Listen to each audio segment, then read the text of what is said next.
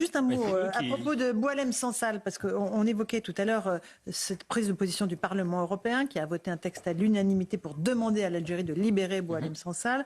On a noté que parmi les gens qui se sont opposés donc à la demande de libération de Boualem Sansal, il y avait Rima Hassan, eurodéputée de la France Insoumise. Elle a fait un long tweet aujourd'hui, là, il y a quelques instants, pour expliquer pourquoi elle n'a pas voté ce texte. Elle dit qu'il n'a pas été arrêté, M. Sansal, pour ses œuvres d'écrivain, mais sur le fondement d'un article du Code pénal algérien pour atteinte à l'intégrité territoriale du pays, suite à des propos sur la colonisation de l'Algérie de la France. Enfin, elle argumente. Mais c'est voilà, bien sûr. Après, elle dit voilà, le texte a été soumis à l'agenda par une coalition de la droite et de l'extrême droite. Il a été notamment signé par Marion Le Pen. L'instrumentalisation du cas de Sansal à des fins d'ingérence est inacceptable. Elle tente de justifier l'injustifiable, Eugénie. Oui, c'est totalement injustifiable.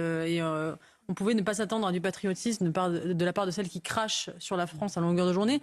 On aurait pu s'attendre à un peu d'humanité de la part de celles qui s'autoproclament militantes des droits humains et des droits de l'homme. On voit bien que sa compassion est avant tout géopolitique et idéologique. Et voilà, on sait que Rima Hassan a deux ennemis, c'est la France et Israël. Elle a deux amours, c'est la Palestine et l'Algérie. Les deux étant liés, puisque pour elle, Israël fait à la Palestine, elle l'a dit, ce que la France a fait à l'Algérie. Ce qui justifie d'ailleurs le terrorisme, puisque comme elle soutient le terrorisme du FLN pendant la guerre d'Algérie, elle soutient le terrorisme du Hamas. Et tout ça est effectivement très cohérent de son point de vue, mais absolument lamentable. Et elle demande bien sûr qu'on libère les Palestiniens qui sont en prison, condamnés pour assassinat.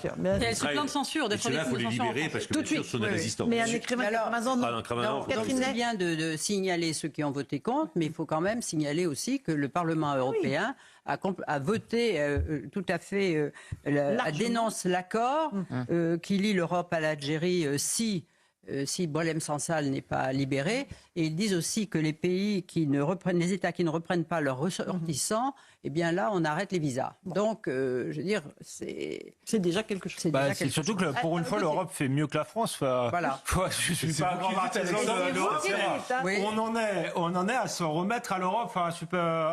Les visas, on aurait peut-être pu le faire nous-mêmes. Gauthier, un petit mot. Non, mais elle est sur la ligne. Elle est sur la ligne de la France Insoumise qui défend Alger depuis plusieurs semaines avec la crise des influenceurs. Moi, je me demande si la France Insoumise ne ferait pas bien de se rebaptiser l'Algérie Insoumise. Au moins, comme ça serait cohérent, puisqu'ils défendent à chaque fois Alger contre Paris et le gouvernement algérien contre Bruno Retailleau. Donc, ça serait cohérent de changer de nom.